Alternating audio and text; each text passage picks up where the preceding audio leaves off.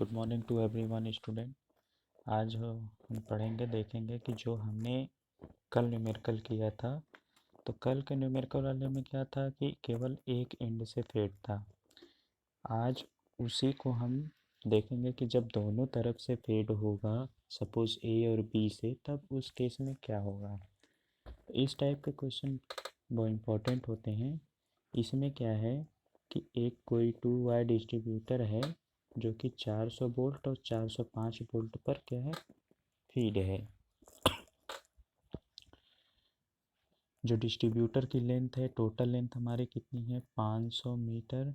यहाँ से यहाँ तक का 500 मीटर है और प्रत्येक 100 मीटर पर 100 एम्पियर का लोड है। 100 मीटर पर कितना लोड है, 100 एम्पियर का। तो हमें कैलकुलेट करना है मैक्सिमम वोल्टेज ड्रॉप कहाँ होगा, और प्रत्येक 1000, जबकि प्रत्येक 1000 मीटर की लंबाई का जो रजिस्टेंस है वो 1 ओम है। तो जैसा पिछले हमने किया था, सभी को लंबाई में, उसके लेंथ में डिस्ट्रीब्यूट करेंगे। तो देखिए, एक डिस्ट्रीब्यूटर हमने बनाया ए बी, जो कि ए पर कितना फेड है, 400 वोल्ट से, और बी पर कितना फेड है, 405 वोल्ट पे। अब क्वेश्चन कह रहा है कि हर प्रत्येक 100 मीटर की दूरी पर 100 एम्पियर का लोड है। तो 100 मीटर की दूरी पर हमने सी, डी, ई, एफ, इन सब का लेंथ कितना है, 100 मीटर के पर है, और इन पर जो लोड हमने लगाया है वो कितना है, 100 एम्पियर का। तब उसके बाद अब हम क्या करेंगे, जो हमारा पहला जो प्रोसेस होता है, जो फर्स्ट स्टेप होता है, जितने भी जितने भी पार्ट हैं हमारे ए सी, सी डी, डी ई और ई एफ में, कहाँ पर उनका रजिस्टेंस कितना होगा और उस ब्रांच में जो करंट फ्लो होगा वो कितना होगा।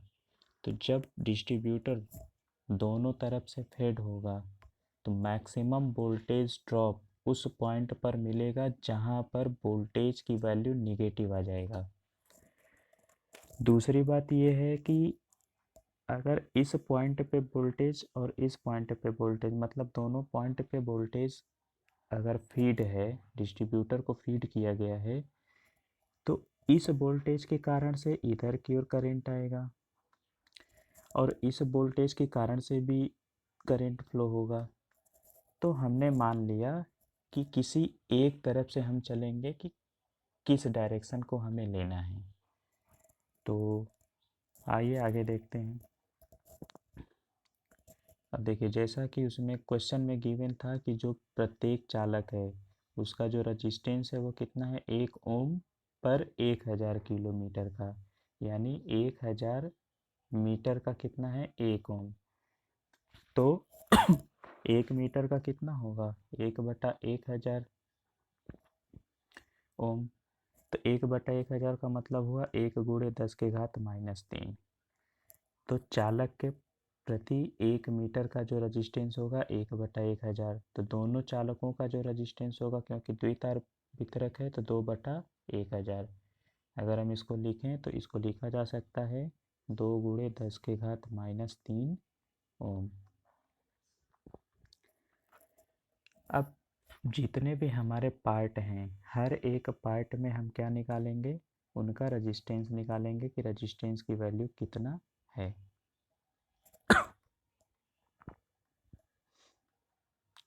देखिए, part A C, are A C का अगर हमने रजिस्टेंस निकाला तो ए सी, आर ए सी बराबर कितना होगा, स्मॉल आर, ये जो वैल्यू आई है ये 2/1000, इसको हम नाम देंगे स्मॉल आर। यानी आर क्या है कि पर मीटर लेंथ का जो रजिस्टेंस है वो कितना है।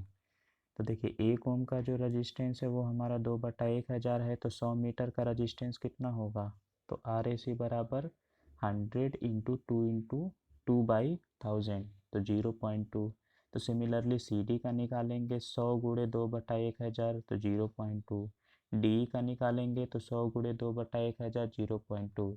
वैल्यू सेम इसलिए आ रहा है क्योंकि जो उनकी लेंथ है, हर एक के बीच का जो लेंथ है वो 100 मीटर है, इस वजह से वैल्यू सेम आ रहा है। कितने हमारे पार्ट थे, एफ बी, तो एफ बी तक हमने रजिस्टेंस निकाल लिया 0.2। अब करेंट की वैल्यू निकालते हैं कि करेंट कितना होगा। कल हमने देखा था कि करंट कैसे कैलकुलेट करते हैं। जो हमारा सपोज़ कीजिए कि केसीएल के थ्रू हम करंट की वैल्यू कैलकुलेट करते हैं, लेकिन यहाँ पे कोई भी करंट का वैल्यू नहीं दिया है। मतलब करंट की वैल्यू देने का मतलब ये चीज़ हो गया कि इस फीडर के कारण से इस डिस्ट्रीब्यूटर में करंट फ्लो होगा और इस फीडर के कारण से भी डिस्ट्रीब्यूटर में करंट फ्लो होगा। तो हमें एक्चुअल में नहीं पता है करंट कितना फ्लो होगा, तो उस केस में हम क्या करेंगे, इस ए को हमने कंसीडर किया, सपोज़ किया यहाँ आई ए करंट फ्लो हो रहा है, इस एसी में आई ए एम्पियर का करंट फ्लो हो रहा है, एसी में आई ए एम्पियर का करंट फ्लो हो रहा है। तब क्या होगा, एसी में जो करंट होगा वो आई ए एम्पियर हुआ।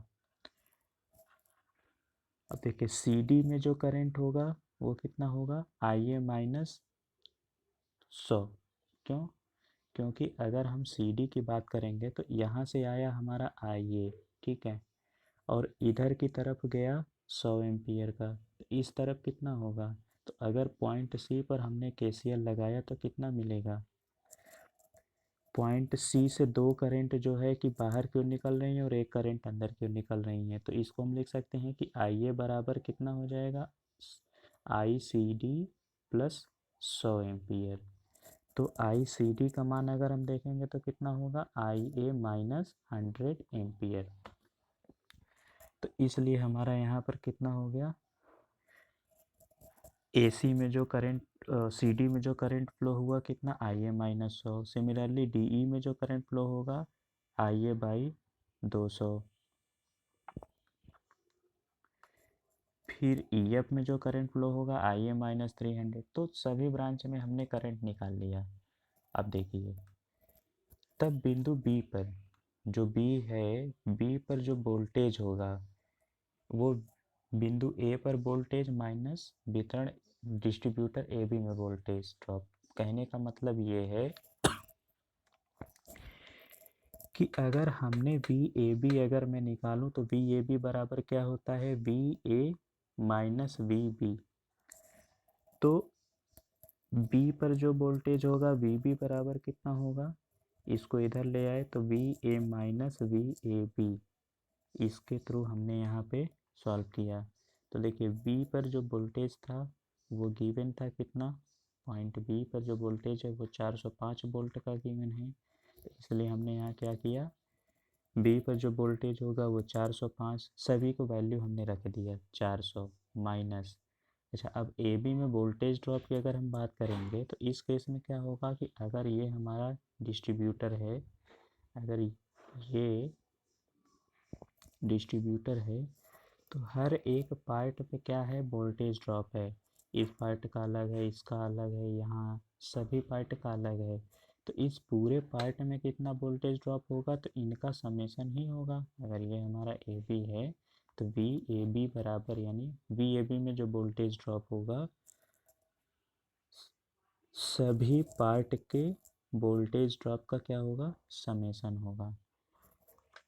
तो इसलिए हमने यहाँ पे क्या किया, जितने भी हमारे वोल्टेज ड्रॉप थे, जितने भी वोल्टेज ड्रॉप थे आई ए माइनस 100, तो हर एक का वोल्टेज ड्रॉप निकालेंगे। कैसे निकालेंगे, वोल्टेज ड्रॉप बराबर क्या होता है, आई ए, मान लीजिए अगर ए सी में निकालना है तो आई A C into R A C, तो उसी को कैलकुलेशन करेंगे, कितना हो जाएगा 0.2 आई ए प्लस आई ए माइनस 100 इंटू 0.2।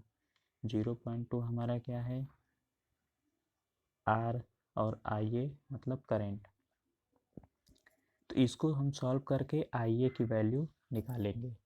जब हमारा आई ए का वैल्यू आ जाएगा तो हर एक ब्रांच में करंट की वैल्यू निकालेंगे। एसी में करंट निकाला, सीडी में करंट और डीई में करंट। जिस पार्ट में करंट निगेटिव आएगा वो पार्ट हमारा मैक्सिमम वोल्टेज ड्रॉप देगा। अब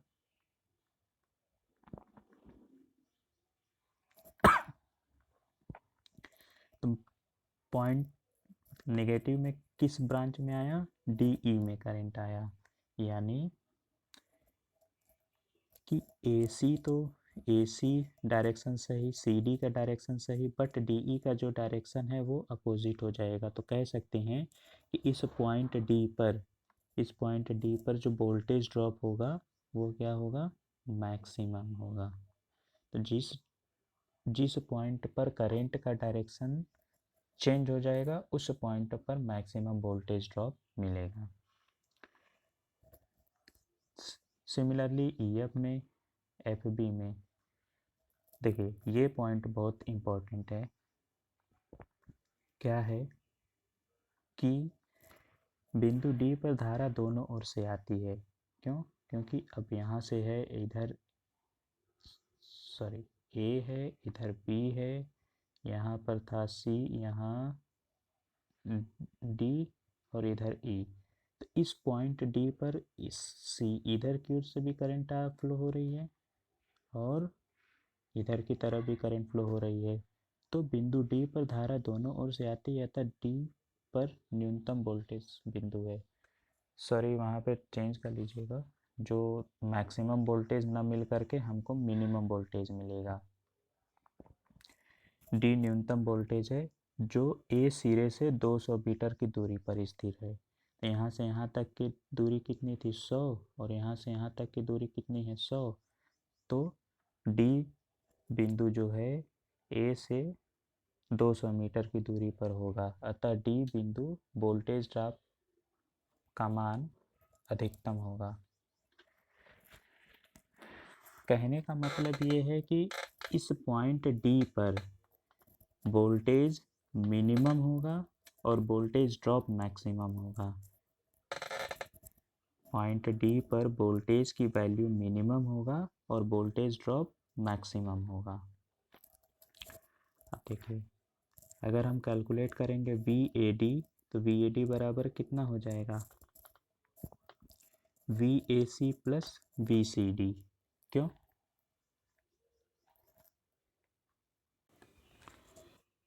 क्यों वी ए डी का मान V A C plus V C D होगा? इसलिए होगा क्योंकि अब यहाँ से जो डिस्ट्रीब्यूटर है ए और डी, मतलब ए हो गया, ये बी था, यहाँ सी है और यहाँ डी है और इधर ई है। तो देखिए अगर हम वी ए डी की बात करेंगे यानी इस पूरे डिस्ट्रीब्यूटर में कितना वोल्टेज ड्रॉप होगा, तो इस वी ए सी और वी सी डी के समीशन के बराबर होगा। तो इसीलिए हुआ वी ए डी बराबर V A C plus V C D, और ए सी का मान I A C into R A C plus I C D into R C D. जब हम इसको कैलकुलेट करेंगे तो कितना आया, 57.5 वोल्ट।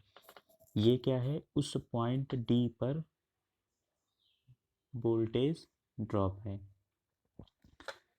तो ये हमारा पहला क्वेश्चन था। अब न्यूमेरिकल जो होमवर्क में दिया गया था,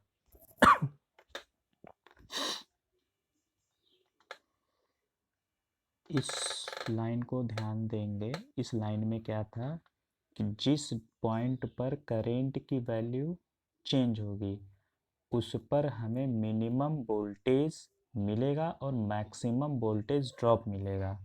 क्योंकि अगर मैक्सिमम वोल्टेज ड्रॉप होगा तभी तो वहाँ पर वोल्टेज की वैल्यू मिनिमम आएगी। तो जिस पॉइंट पर डायरेक्शन की वैल्यू चेंज होगी उस डायरेक्शन पर हमको मिनिमम वोल्टेज और मैक्सिमम वोल्टेज ड्रॉप मिलेगा। नेक्स्ट क्वेश्चन कह रहा है कि 2 तार वाली एक DC distributor cable A B जो 18 किलोमीटर लंबी है। 18 किलोमीटर का मतलब कितना हो गया, 18,000 मीटर लंबी है। ए से 400, 1000 तथा 1600 मीटर की दूरी पर 50, 10 तथा 150 एम्पीयर के लोड हेतु सप्लाई प्रोवाइड कराती है और प्रत्येक चालक का रेजिस्टेंस गिवन है। ए पर जो वोल्टेज है हमारा 400 वोल्ट है। तो देखिए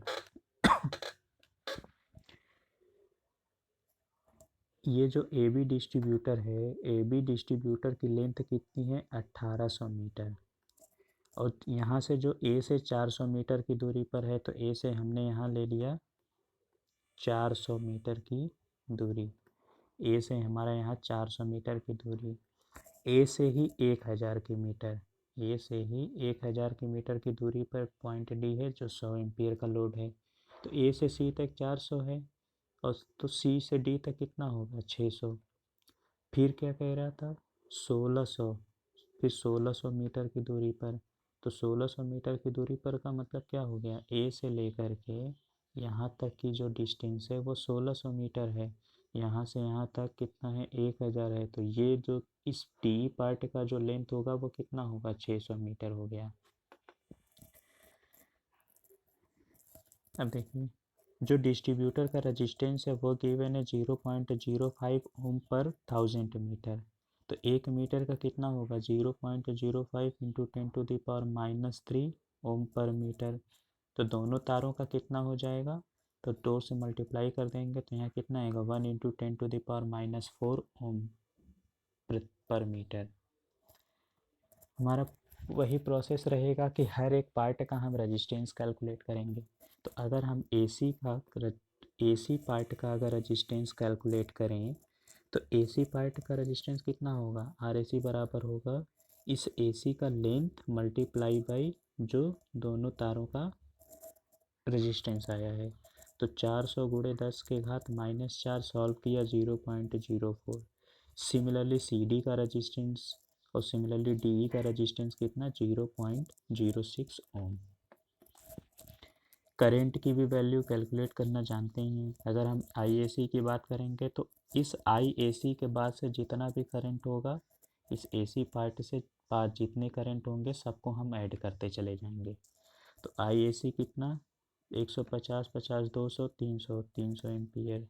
अगर हम सी डी की बात करेंगे तो सी डी पार्ट के बाद दो करंट है 150, और सी डी के बाद हमारे कितने करंट हैं, दो करंट है 150 और 100, तो हो गया हमारा कितना 250।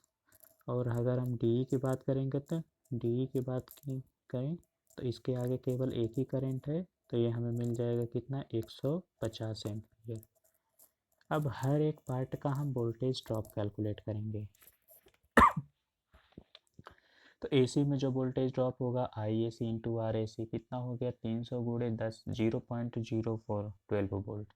अच्छा, इस क्वेश्चन में क्या पूछ रहा है कि प्रत्येक लोड पॉइंट का मतलब सी पर डी पर और ई पर, यानी बी सी बी डी और बी हमें कैलकुलेट करना है। तो वोल्टेज ड्रॉप यहाँ से निकाल लिया कि एसी पर जो वोल्टेज ड्रॉप होगा वो 12 वोल्ट होगा। तो अगर मैं बात करूँ कि इस पॉइंट सी पर जो लो वोल्टेज होगा वो कितना होगा, तो देखिए ये हमारा डिस्ट्रीब्यूटर था, यहाँ से हमने 400 वोल्ट इसको सप्लाई किया, ये ए बी है, यहाँ है सी डी और ई, तो वी ए हमें गिवन है, सी पॉइंट पर हमें लोड निकालना है, वी ए सी हमें मिला है। तो अगर हम बात करेंगे वी ए सी बराबर कितना होगा वी ए माइनस वी सी, सी की वैल्यू हमें कैलकुलेट करनी है, तो वी सी बराबर कितना मिल जाएगा V A minus V A C. तो सी पर जो वोल्टेज होगा वो कितना होगा V A minus V A C, तो 400 माइनस 12 388। सिमिलरली सी डी में वोल्टेज ड्रॉप, तो सी डी में voltage drop I C D into R C D 15 volt हुआ। तो डी पर जो वोल्टेज होगा, तो अगर ए सी डी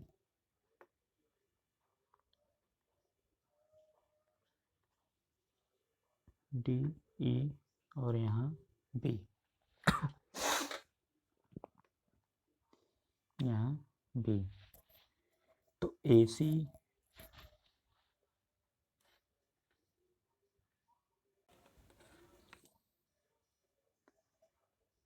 तो सी डी, ई और बी। ए, तो ए सी के थ्रू हमने यहाँ पे सी पर निकाला, तो सी डी, तो बी सी डी के थ्रू हम क्या निकालेंगे, इस डी पर वोल्टेज कितना होगा, तो बी सी डी बराबर कितना होगा, B C minus V D. तो हमें बी सी डी पता है, बी सी पता है, वी डी की वैल्यू कैलकुलेट हो जाएगी।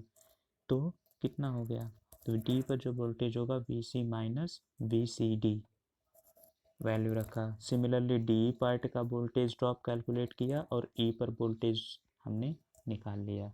ये हमारा कल के होमवर्क का क्वेश्चन था। मुझे उम्मीद है कि आप लोगों को समझ में आ गया होगा। Thank you.